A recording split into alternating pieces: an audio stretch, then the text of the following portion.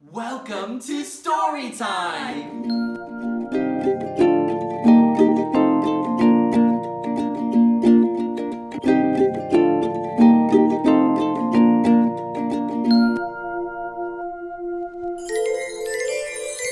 Hello and welcome to Riverside Performing Arts Storytime.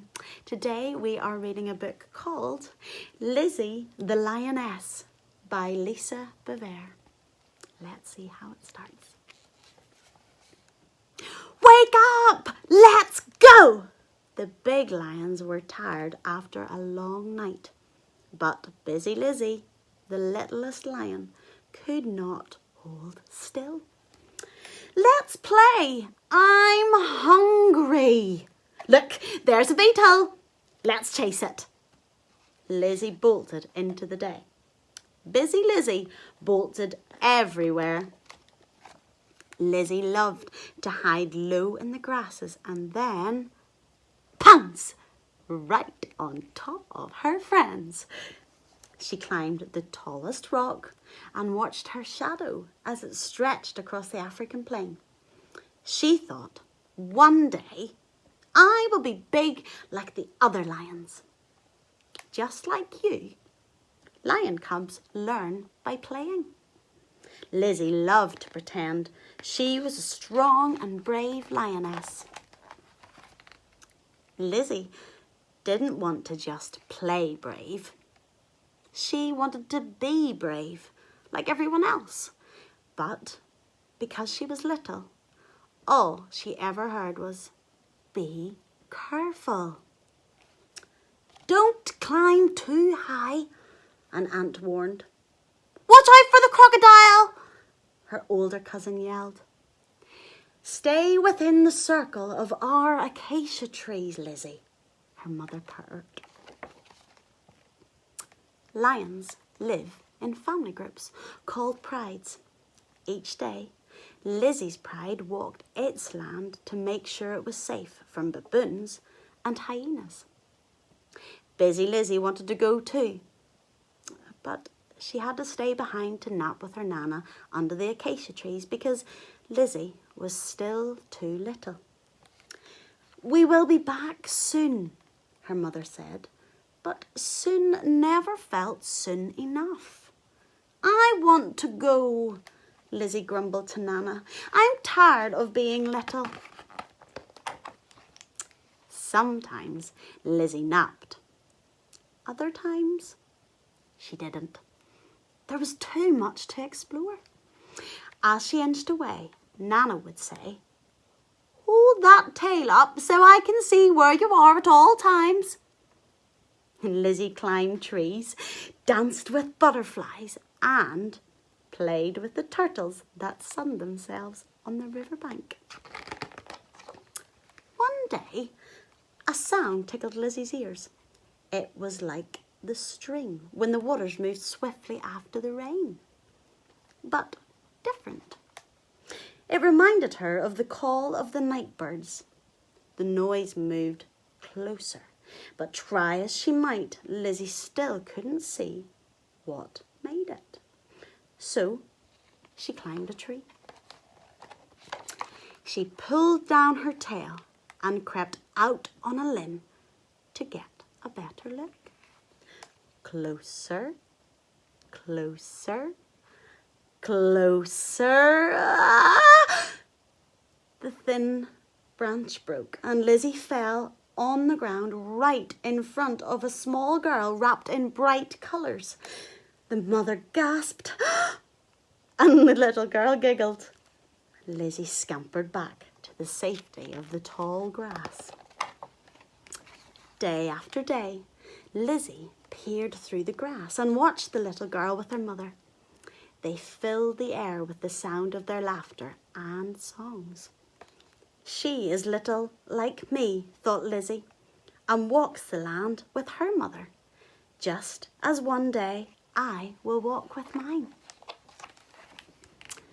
One day, Lizzy heard a different sound, one that frightened her. It was crying. A dangerous troop of baboons surrounded her friend, and The girl's mother was nowhere in sight. "Dear God, please help me," the girl prayed. Lizzy wanted to be brave and help, but she knew the baboons were bigger and more powerful than she was. In that moment, Lizzy really hated being little. In the distance, she heard the pride returning. Even though Lizzy was too little to fight the baboons, she wasn't too little to ask for help. Swoosh!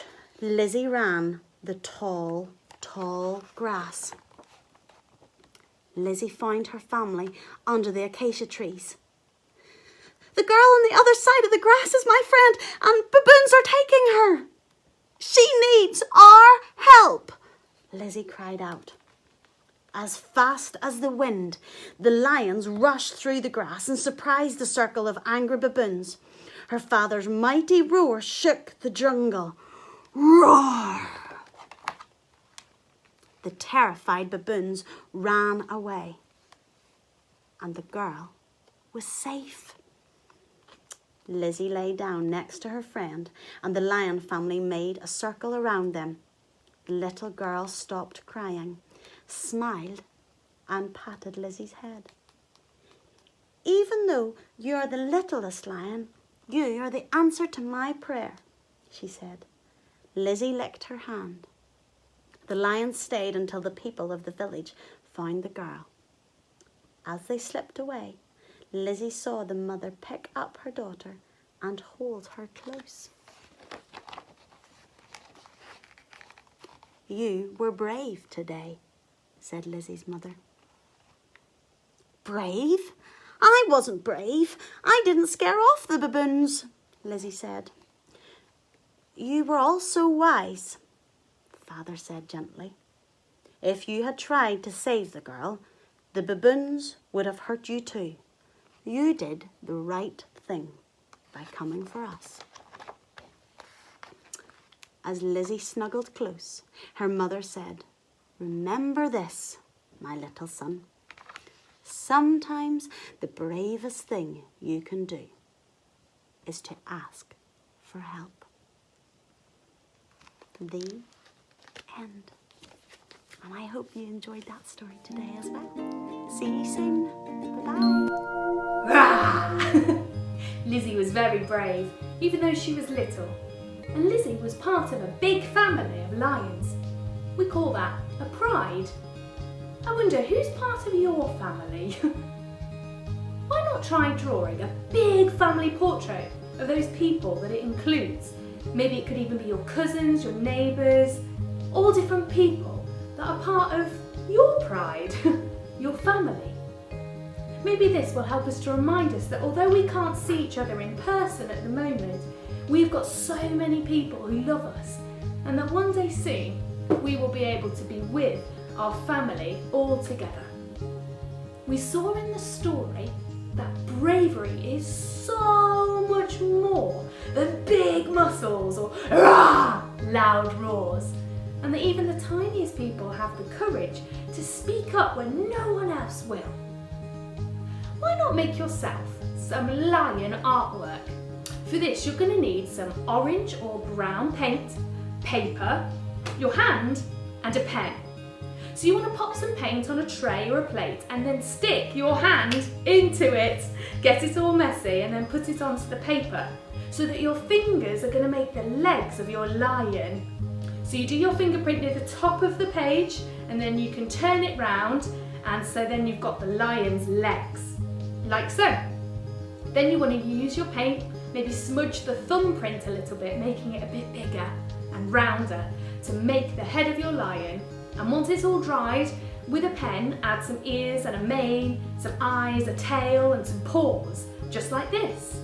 As you can see, maybe you could even get an adult to do one too, to remind you that, like Lizzy, bringing grown-ups into the picture is sometimes the bravest thing to do. It's okay to ask for help. Now, in the story, when the little girl had been saved, Lizzy was told that even though she was the littlest lion, she was the answer to the girl's prayer. Now, I don't know if you have ever said a prayer before, but it's just like, well, it's just talking to God, telling him how we feel maybe, asking for help, or maybe saying thank you. And we're going to say a little prayer now, so you can join in if you want to. And the way you can join is at the end saying Amen, which means I agree. So, dear God, thank you that you make me wise and as bold as a lion. Give me the courage I need to do right and brave things. Amen. I hope you've enjoyed today, and we'll see you next week for another story time with Riverside Performing Arts.